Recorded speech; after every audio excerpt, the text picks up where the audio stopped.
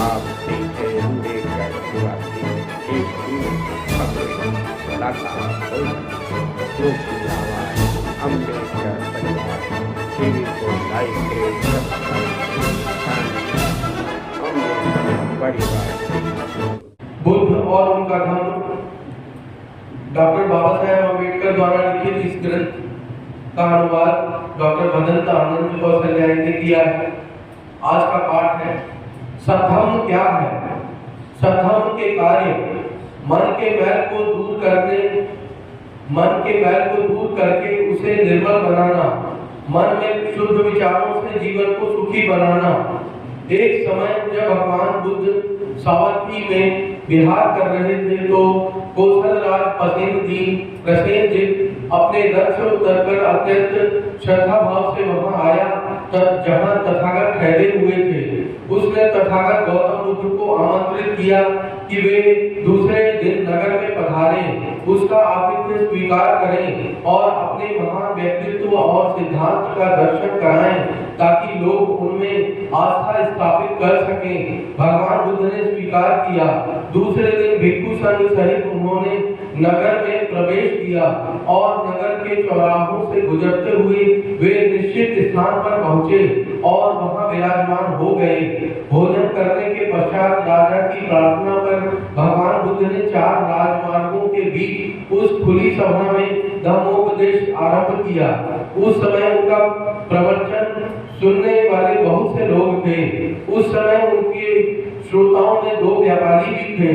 उनमें से एक ने सोचा, महाराज ने यह कितनी बड़ी बुद्धिमानी की बात की है कि इस प्रकार का सार्वजनिक धर्मोपदेश कराया है।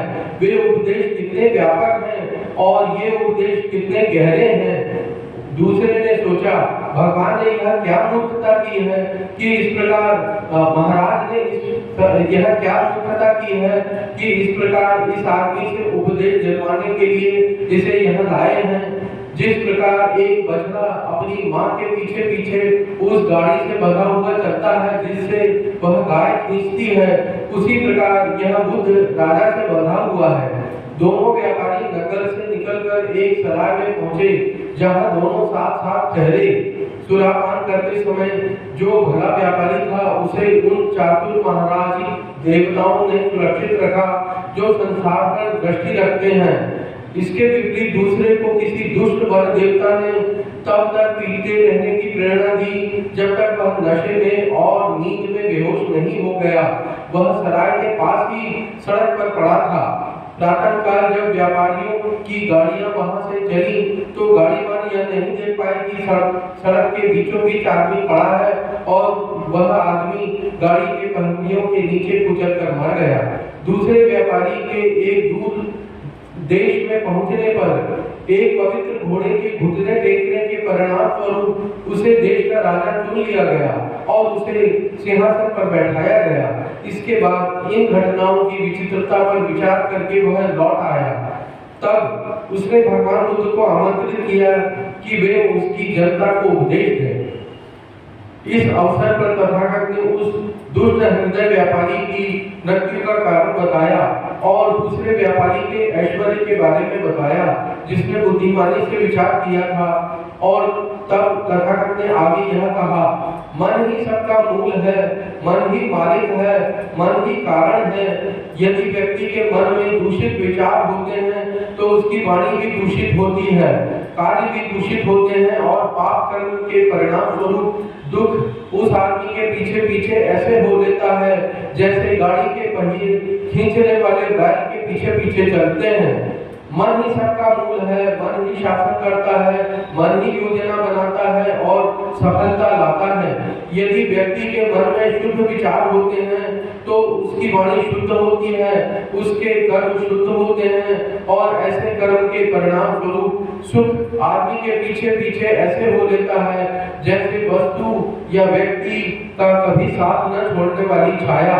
यह वाणी सुनने पर राजा और उसके मंत्री तथा अनगिनत लोगों ने धम्म दीक्षा ग्रहण की और वे तथागत के अनुयायी हो गए। कहाँ तक है? 262। साधु साधु साधु। तस्य भगवतो अरहतो सम्मा सम्बुद्धस्य नमो तस्य भगवतो अरहतो सम्मा सम्बुद्धस्य नमो तस्य भगवतो अरहतो सम्मा सम्बुद्धस्य। तथागत भगवान बुद्ध को नमन करते हुए परम पूज्य बाबा साहब को नमन करते हुए संपत्ति 4 गाथा है भागवतों से है 324। अहं न गोव सत कामे चापतो पतितं शरणं अतिवाक्यं तितिखसं दुस्सिलो ही बहुजनों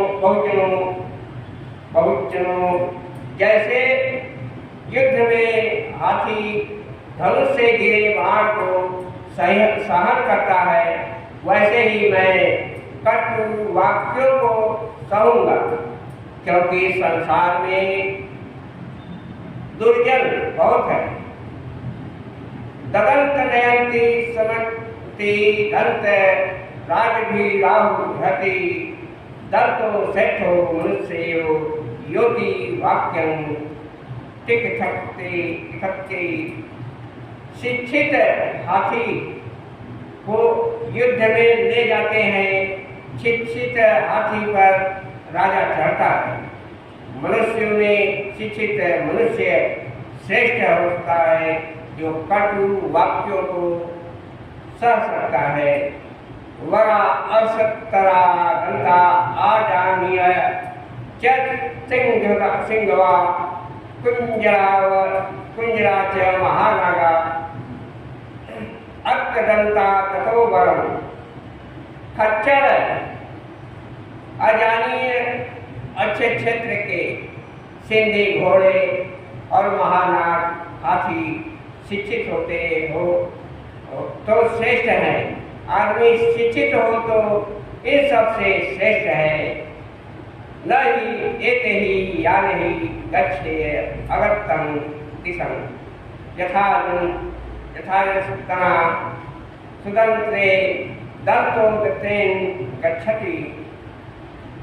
इन घोड़े गाड़ी आदि वाहनों से कोई निर्वाण को नहीं जा सकता, जैसे अभ्यासी स्वयं जा सकता है। शिक्षित मनुष्य संयत इंद्रियों द्वारा निर्वाण प्राप्त कर सकता है।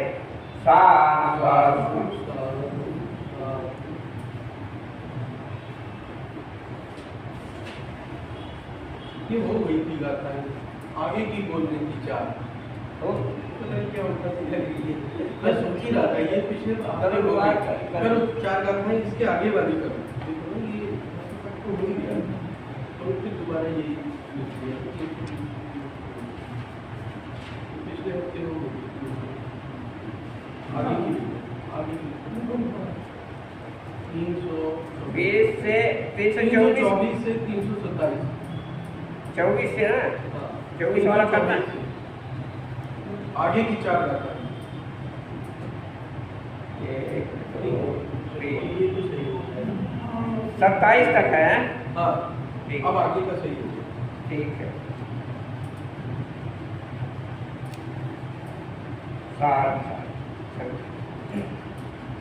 हम प्रति 4 गाथा लगभगों से धनपाल को नाम कुंजरो कट कप भेदनो दुनिया वारियो वधो कौंचल न बुझती सुमरती नाग वनत कुंजरो। सेना को तितर बितर का कर देने वाला धर्मपालक नाम का तुम संघर्ष हाथी आज बंधन में बंधा होने से केवल कवल नहीं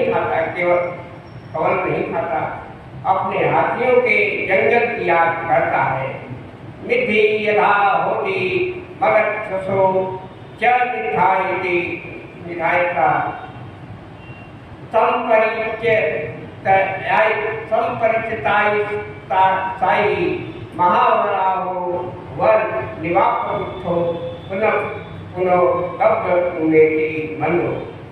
जो आलसी बहुत खाने वाला निद्रालु करवट बदल बदल कर सोने वाला दाना खाकर पले मोटे सुअर की भांति होता है, वह मंद गति बार बार गर्भ में पड़ता।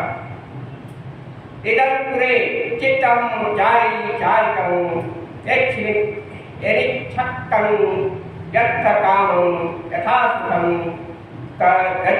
तदच्छ तदज्य है निज्ञे हे सास्वम योनिषो हस्ते पर भिन्न चिय अकुश कहो। पहले यह चित्त जहाँ इसकी इच्छा हुई यथा काम यथा सुख विचरा, लेकिन आज मैं इसे अच्छी तरह काबू में करूँगा, जैसे महावत मस्त हाथी को अपमादरता होत चित्त मुस्रखोत्तर दुखा उत्तर यात्रम पंगे संतोव कुंजरो। जागरूक रहो, अपने मन को संभाल कर रखो, संयंत्र में फंसे हाथी की तरह अपने आप को राग याद के गड्ढे में से निकालो। साधु साधु।